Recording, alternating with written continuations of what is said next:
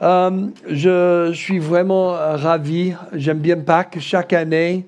J'ai toujours hâte d'expliquer l'Évangile, prêcher et faire ce petit moment avec vous et voir qui vient.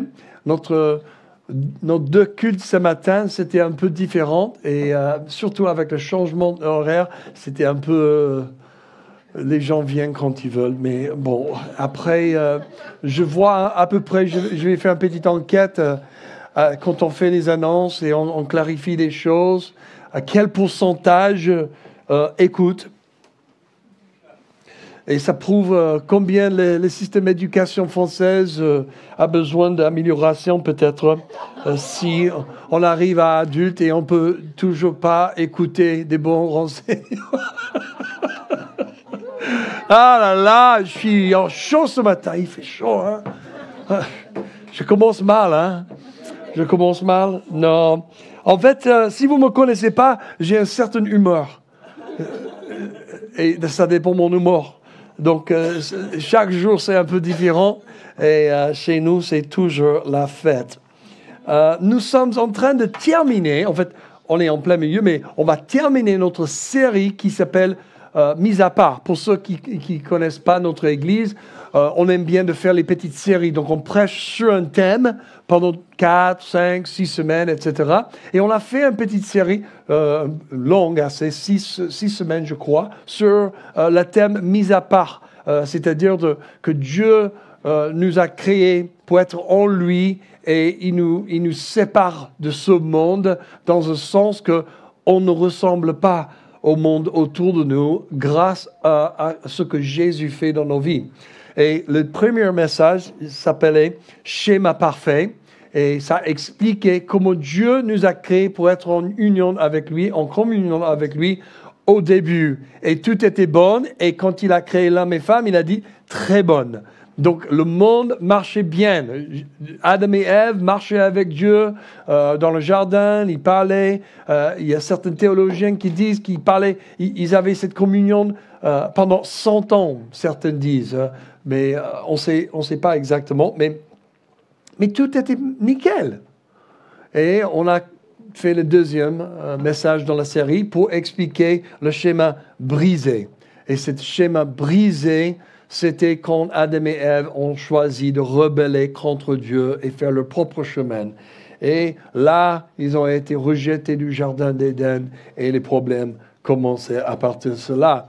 Après, Dieu, dans son grand projet, il savait que l'homme va chuter. Il savait que l'homme, en donnant l'arbitre libre, l'homme va éventuellement décider de faire le mal et de rebeller contre lui. Donc Dieu a révélé qu'est-ce que ça veut dire d'être saint. Parce que Dieu est saint et l'homme, après le chute, malsain. Donc, Dieu et l'homme ne pouvaient plus avoir cette communion, mais Dieu a montré à travers le livre de Lévitique, la loi civile, morale et aussi rituelle dans l'Ancien Testament, une 600... combien, 30 ou quelque chose comme ça de loi, 617 13 Merci, j'ai oublié. 613. Et toutes ces lois-là, ils étaient établis pour montrer comment homme peut en fait réunir avec Dieu. Mais on voit ça dans tout l'Ancien Testament, et quand on dit en tant que chrétienne, on voit ces années de schéma, homme essaie d'honorer Dieu et après homme revient à l'idolâtrie, au péché, etc. Et après il souffre un peu et après il revient à Dieu. Et on voit que en fait, quand Dieu a révélé la sainteté et le parfait dans la loi, ça n'a pas résolu le problème. Donc on a fait la prochaine série sur le schéma restauré et ça c'est quand Jésus, Fils de Dieu, a été envoyé sur la terre pour en fait vivre la vie qu'on devrait vivre en obéissant le Père, en marchant dans la bonté, dans la bonne volonté. Il faisait des miracles, des guérisons et tout ce qu'il a enseigné pour en fait nous restaurer à Dieu. Et quand on voit que maintenant grâce à Jésus, nous avons cette opportunité d'être restaurés avec Dieu ou même réconciliés dans notre relation avec Dieu en permanence. On voit qu'il y a une autre vie maintenant on puisse vivre. Parce que sans que Dieu nous transforme, on est foutu. Donc, dès qu'on place notre foi en Jésus, il nous restaure dans le sens qu'il nous donne son Saint-Esprit pour vivre à l'intérieur de nous. Et ça nous donne le potentiel et le pouvoir de vivre dans une vie sainte. Et c'est incroyable ça. Mais c'est seulement par sa grâce, c'est seulement par sa puissance, parce que nous ne pouvons pas arriver seuls. Et ça nous amène en fait, Raphaël a prêché sur ça, le schéma vécu, où on a enseigné comment on doit vivre maintenant selon l'Esprit. Et ça nous amène à notre dernière dans cette série, c'est aujourd'hui, le schéma de l'espérance et gloire. Pourquoi je veux parler de ça sur Pâques? Parce que normalement, on prêche sur la résurrection de Jésus-Christ sur Pâques. Mais le problème, c'est que on l'a déjà. La semaine dernière, on a parlé de la résurrection. Il y a un mois, quelque chose, 6 semaines, on a déjà prêché sur les évidences historiques, réelles, qui prouvent que la résurrection de Jésus-Christ était une fête et pas juste une légende. Donc aujourd'hui, je voulais vraiment cibler et terminer cette série sur l'avenir. Sur l'avenir. L'espérance et la gloire que nous avons pour l'éternité.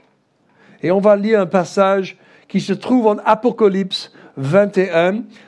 Apocalypse, c'est un livre un peu mystérieux parfois, mais c'est vraiment juste une liste, une raconte des visions de l'apôtre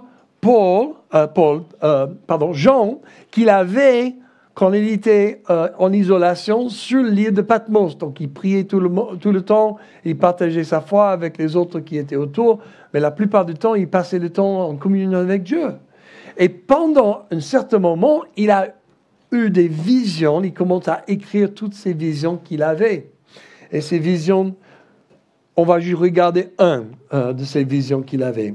Donc, voilà, 21, 1 à 8.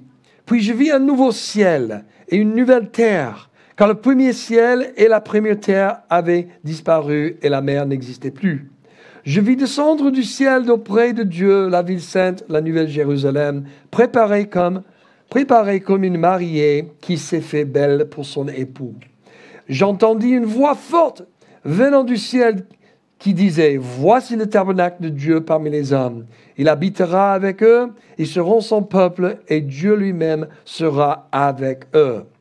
Il essuiera toute larme de leurs yeux, et la mort ne sera plus, et il n'y aura plus ni deuil, ni cri, ni douleur, car ce qui existait avant a disparu. » Celui qui était assis sur le trône dit, « Voici que je fais toutes choses nouvelles. » Il ajouta, « Écris cela, car ces paroles sont dignes de confiance et vraies. » Puis il me dit, « Je suis l'alpha et l'oméga, le commencement et la fin. À celui qui a soif, je donnerai à boire gratuitement de la source de l'eau et de la vie. Le vainqueur recevra cet héritage, et je serai son Dieu, et il sera mon fils. » Et tout le monde, Alléluia. Mais on continue. Quant aux lâches, aux incrédules, aux pécheurs abominables, aux meurtriers, à ceux qui vivent dans l'immoralité sexuelle, aux sorciers, aux idolâtres et à tous les menteurs, leur part sera dans les temps ardents de feu et de soufre. C'est la seconde mort. Bonne Pâques. Non, c'est assez lourd, non? C'est assez fort. On va continuer parce qu'il y a un autre passage qui continue en verset 22, mais je voulais juste donner un petit moment de... Oh là là, c'est lourd ça. Je ne vis pas de temple dans la ville, car le Seigneur, le Dieu Tout-Puissant, est son temple, ainsi que l'agneau. La ville n'a besoin ni du soleil, ni de la lune pour l'éclairer, car la gloire de Dieu l'éclaire et l'agneau est son flambeau. Les nations marcheront à sa lumière et les rois de la terre y apporteront leur gloire. Ses portes ne seront pas fermées de toute la journée, car il n'y aura plus de nuit. On y apportera la gloire et l'honneur des nations. Il n'entrera chez elle rien de souillé, ni personne qui se livre à des pratiques abominables et au mensonge. Il n'entrera que ceux qui sont inscrits dans le livre de vie de l'agneau. Waouh, quelle vision! Tu imagines, tu dis, oh Seigneur, merci pour ce jour, et paf!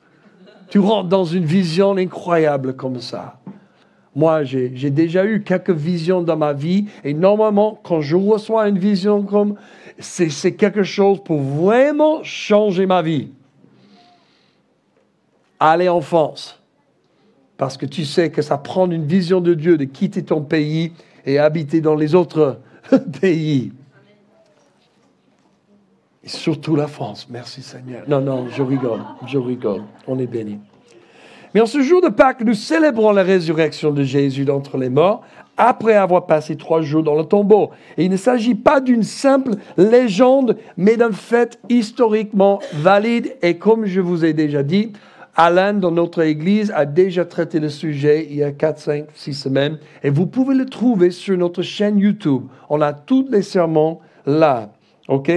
Aujourd'hui, je voulais, comme j'ai dit, je veux me concentrer surtout sur les conséquences pour ceux qui croient en cette résurrection et qui marchent en tant que disciples de Jésus. La bonne nouvelle, c'est que si vous n'êtes pas disciple de Jésus, si vous ne suivez pas Jésus, si vous n'avez jamais dit « Je me repens de mes péchés et je te donne ma vie, je te suivrai toute ma vie, Jésus », tu peux le faire aujourd'hui. La Bible est très claire dans l'Ancien Testament, parmi les prophètes et aussi dans le Nouveau Testament, qu'aujourd'hui, c'est le jour du salut. On n'est pas promis de même, mais on est là aujourd'hui. Il faut en profiter de ce moment. Bien sûr, il y a des bienfaits de servir Jésus de cet côté d'éternité.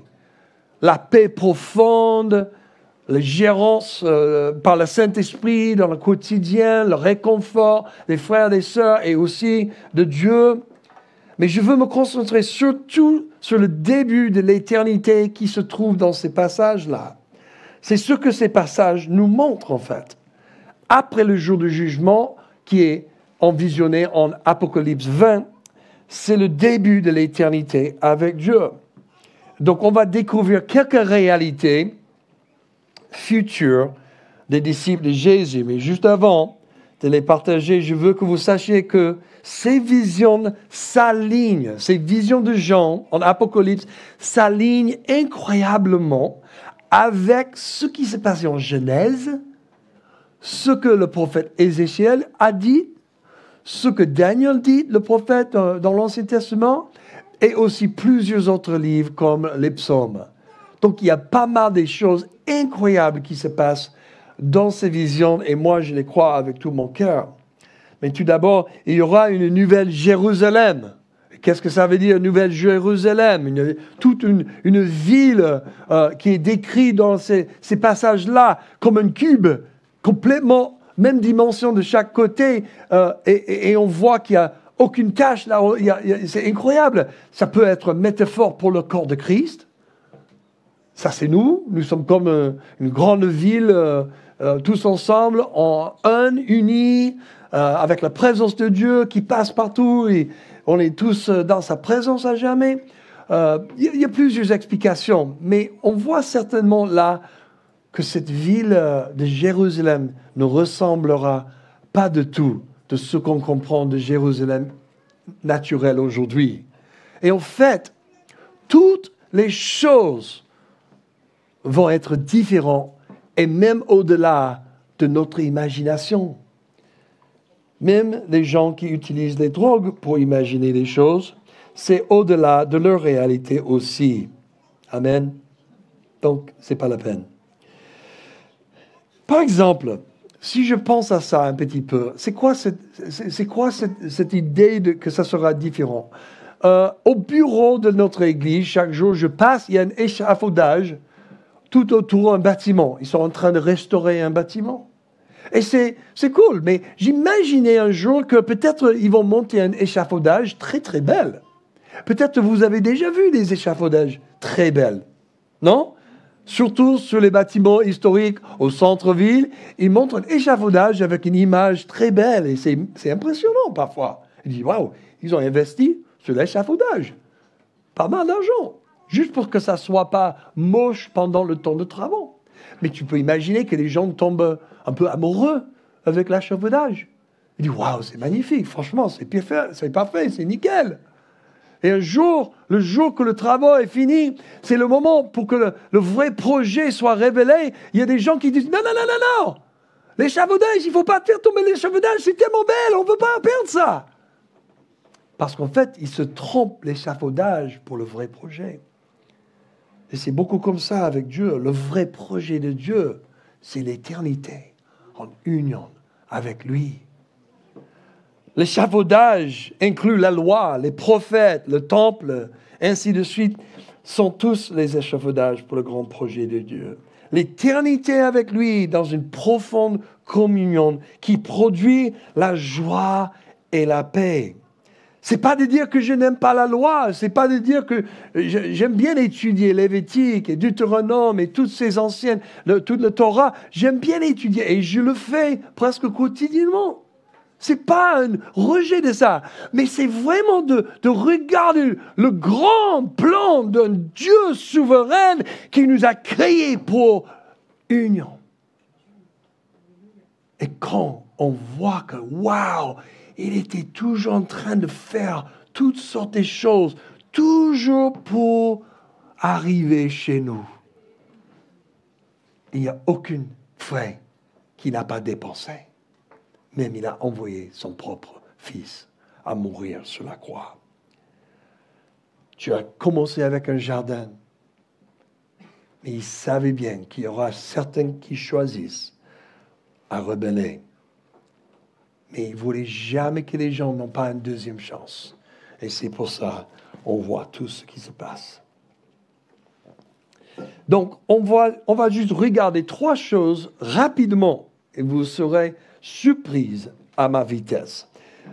Numéro 1, la première chose que je vois dans ce passage qui nous appartient, qui est très importante, c'est que le futur royaume de Dieu sera connu par certaines caractéristiques, et ces caractéristiques sont l'absence de pas mal de choses. Bien sûr, la lune, le soleil, la mer, la terre, toutes ces choses sont parties. Il y a pas mal de gens qui disent « Pourquoi la mer doit disparaître ?» Ça, c'est juste un petit chemin à côté. Désolé, il faut que je le suive juste 2 secondes. Pourquoi la mer?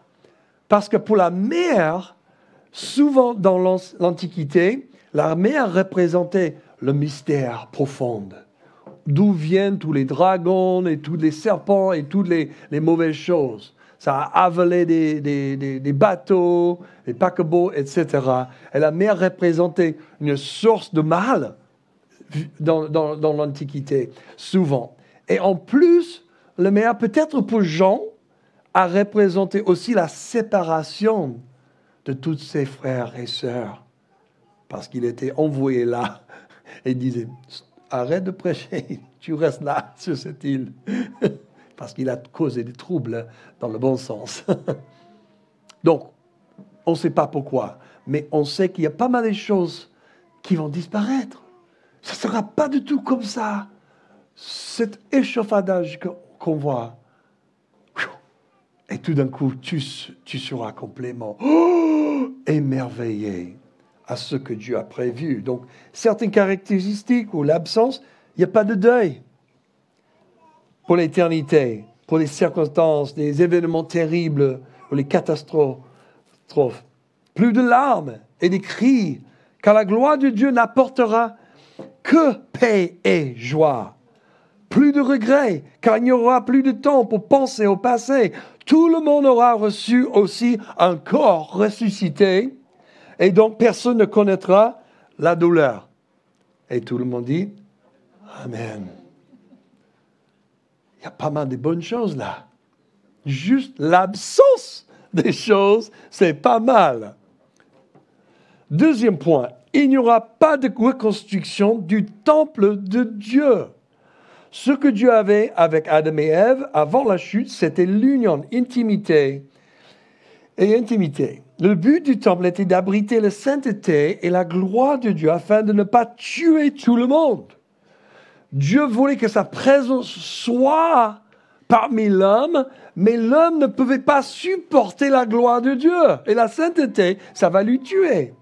Donc le tabernacle et le temple a été construit pour, et toutes les lois rituelles étaient pour nous montrer que la présence de Dieu est vraiment sainte. Je n'ai pas le temps pour décrire tous les différents niveaux, les cours, etc. Mais juste pour comprendre que c'était protégé, très protégé, l'intérieur, le lieu très saint. Et Dieu, quand Jésus est mort sur la croix, il a dit, c'est fini. La Bible dit qu'il y avait un tremblement de terre, il y avait un grand coup de foudre, c'est boum, boum, boum, boum. Et aussi, il a expliqué que dans le temple, le lieu très saint, que le voile a déchiré d'en haut jusqu'en bas, qui représentait que maintenant, on peut tous avoir l'accès au Père. Pas grâce à quelque chose qu'on a fait, pas parce que nous avons suivi la loi jusque les 613 points, mais parce que Jésus s'est sacrifié pour être notre point d'accès. L'agneau sur le trône. Pourquoi on chante l'agneau? Parce que chaque année, et tout le temps dans l'année, il y avait des sacrifices encore et encore, parce que les gens péchaient. Et une fois par an, ils ont sacrifié l'agneau pour tous les péchés de tout le peuple. Les agneaux. Des foules et des foules, les agneaux. Il y avait beaucoup de sang partout. Et ils ont fait tout cela. Mais ils savaient qu'un animal ne peut jamais pardonner les péchés d'un homme. Donc c'est pour ça, chaque année, il faut revisiter le même sacrifice. Et quand Jésus a marché parfaitement sur la terre, il n'a jamais péché, il n'a jamais mal parlé. Et en plus, il a guéri les gens, il a restauré les vies, il a ressuscité les gens de la mort. Mais il a été crucifié sans accusation. Bon, sauf que tu dis que tu es fils de Dieu et alors tu dis que tu es Dieu. Ils l'ont crucifié à cause de l'accusation blasphème qui s'est dit « Je suis Dieu ». Et en fait, il l'a fait. Mais le problème, c'est qu'il n'avait pas tort. Il était, il sera à jamais Dieu. C'est incroyable. Quelle audace! Tous mes amis juifs, mon voisin juif, on parle souvent de cette difficulté pour les juifs de surmonter. C'est comme les ralentisseurs dans la rue. Il y a certains à Marseille qui sont un peu trop hauts. Les montagnes plutôt. Il y a des autres qui sont plus bas. Jésus pour les Juifs, c'est assez grand. C'est difficile, surtout si vous êtes dans une tradition. Mais j'aimerais bien juste dire quelque chose. Peu importe quelle tradition d'où vous venez, Jésus est difficile. Pourquoi? Parce que déjà, nous avons des habitudes et des traditions et on ne sait pas psychologiquement combien on est ancré dedans et on trouve la sécurité, la paix fausse dedans. Et donc, on tient bon. Et donc, tu présentes Jésus à moi, je dis, ouais, c'est bien pour toi. Mais voilà toutes les évidences historiques de sa vie, sa résurrection, etc. C'est bien pour toi. Je manque plus fort. Non, non, stop. Peu importe la personne. Parce qu'en fait, on s'habitue à certaines choses. Et tout le monde cherche la sécurité, la paix. Il cherche cette idée de sûreté. Mais en fait, ils cherchent dans les mauvais endroits. Tu sais qu'il y a des gens qui vont chercher la vérité. Et ça, c'est un pourcentage des gens. Mais tout le reste, ils cherchent la sécurité. Et souvent, ils tombent dans leur tradition de leur vie. Et ils restent ou ils reviennent vers ça, même si ce n'est pas vrai.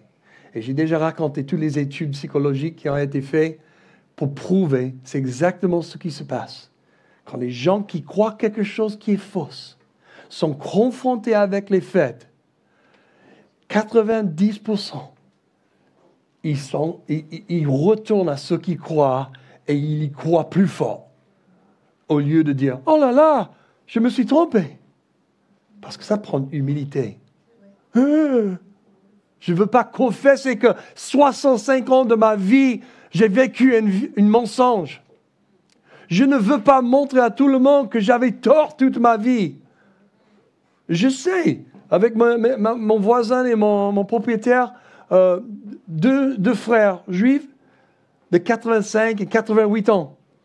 Ça date de 7-8 ans que je parle avec eux souvent. Ils sortent toutes sortes de choses parfois. Je n'ai jamais entendu ça. Une vache rouge. On parle de vache rouge parfois. Et donc, il y a des choses. Oh là là là là. Mais la dernière discussion que j'ai eue avec mon propriétaire, oh, c'était super. Il disait, ouais, j'aime Jésus. Attends. En fait, j'aime Jésus beaucoup. On est ouvert un petit peu de parler un peu de Jésus. C'est énorme. Ça serait un miracle si jamais ils viennent à un culte dimanche. Hein? Mais quand même, qu'est-ce qui se passe en nous? Qu'est-ce qui se passe? Aujourd'hui, nous partageons, grâce à Jésus, la sainteté de Dieu. La Bible nous enseigne que quand on croit en Jésus, nous sommes justifiés avec Dieu. Comme Abraham, qui a été justifié, pas parce qu'il a suivi la loi, mais parce qu'il a cru, grâce à sa foi.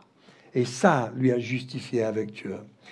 J'aimerais bien juste souligner le troisième point, c'est qu'enfin, nous sommes assurés que la cité de Dieu sera pure et sainte. C'est-à-dire que si on a un tout petit crainte de Dieu dans nos vies, on sait qu'on est sale. On a des tâches. Tentations, les péchés, les mauvaises habitudes, mauvaises attitudes, mauvaises motivations. On cherche la vengeance parfois. Il y a pas mal de choses. On est confronté. Et surtout quand on lit la Bible et on prie ou on commence à louer le Seigneur. Parce que Dieu est tellement saint, quand on arrive dans sa présence, seulement parce que le sang de Jésus nous couvre, on dit, oi, oi, oi.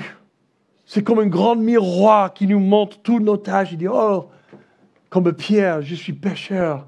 Dieu, sauve-moi. J'ai besoin de toi. Mais pour l'éternité, il n'y aura plus cette pensée. C'est pur. Rien de malsain peut entrer parce que la gloire de Dieu répand partout.